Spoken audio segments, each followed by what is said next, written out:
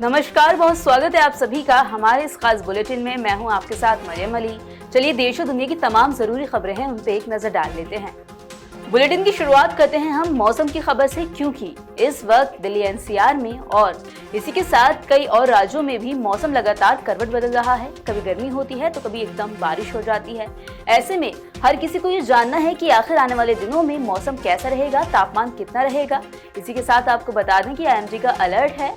IMD का कहना है कि आने वाले दिनों में काफी तेज लू पड़ने वाली है और तापमान करीब 45 डिग्री तक चले जाएगा।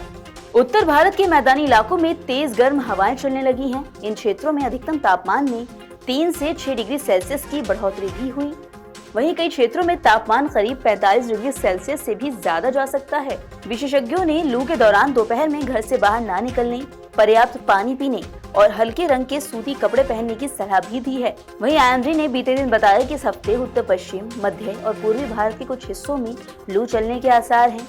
वहीं हरियाणा, चंडीगढ़, दिल्ली, पंजाब, पूर्वी राजस्थान, विदर्भ, छत्तीसगढ़, उत्तराखंड, पश्चिमी उत्तर प्रदेश, पश्चिमी राजस्थान, मध्य प्रदेश, गंगा तटीय बंगाल, झारखंड, पूर्वी उत्तर प्रदेश और उड़ीसा के कुछ इलाकों में 20 अप्रैल से 25 अप्रैल के बीच अलग अलग तारीखों में लू की स्थिति बनी रहेगी। वहीं प्रधानमंत्री नरेंद्र मोदी का 28 अप्रैल से 2 दिवसीय दौरा है, जहां वो बरेका और काशी जाएंगे।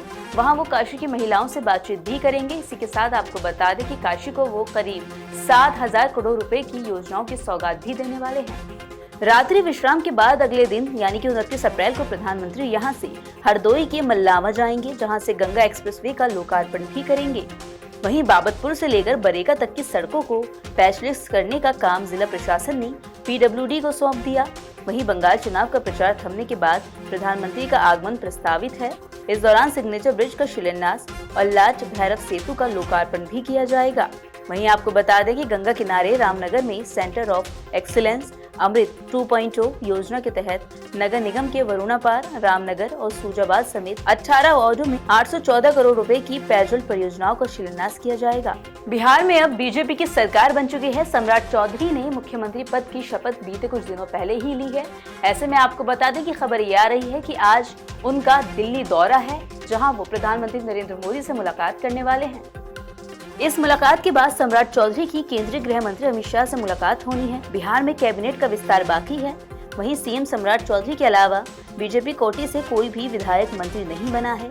जेडीयू से सिर्फ विजेंद्र प्रसाद यादव और विजय चौधरी को डिप्टी सीएम बनाया गया। जैसा कि हमने आपको बताया कि अब बिहार में बीजेपी की सरकार है। वहीं मुख्यमंत्री के रूप में शपथ लेने के बाद सीएम सम्राट चौधरी आज पीएम मोदी से मिलने भी वाले हैं।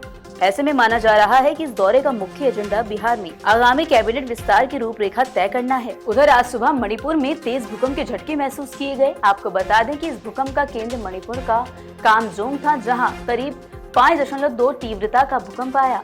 नेशनल सेंटर फॉर सीस्मोलॉजी के मुताबिक ये भूकंप सुबह करीब 6 बजे आया। इससे कामजोंग और उसके आसपास के इलाकों में रहने वाले लोगों में दहशत फैल गई। झटके महसूस होते ही लोग अपने घरों से बाहर निकल गए।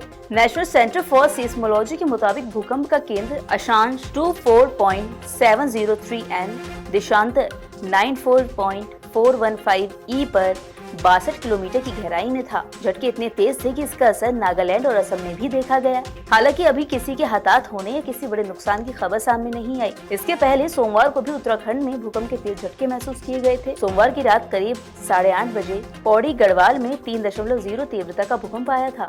अब बात कर लेते हैं अंतर्राष्ट्रीय खबर की। बीते दिन हमने आपको बताया था कि ईरान और अमेरिका के बीच जो दूसरे दौर की वार्ता पाकिस्तान में होनी थी, उसको लेकर ईरान ने मना कर दिया था कि वो शामिल नहीं होगा। इसी को लेकर अब राष्ट्रपति डोनाल्ड ट्रंप का बयान सामने आया है। उनका कहना है कि ये जो युद्ध विराम है ये ज्यादा आगे नहीं बढ़ सकता है और अगर वार्ता दोबारा नहीं हुई है, इस पर समझौता नहीं होता है, तो कई जगह बम गिरेंगे। आने वाले दिनों में ईरान के साथ सीधी बातचीत के एक नए दौर के लिए अमेरिकी प्रतिनिधिमंडल के पाकिस्तान जाने की उम्मीद है।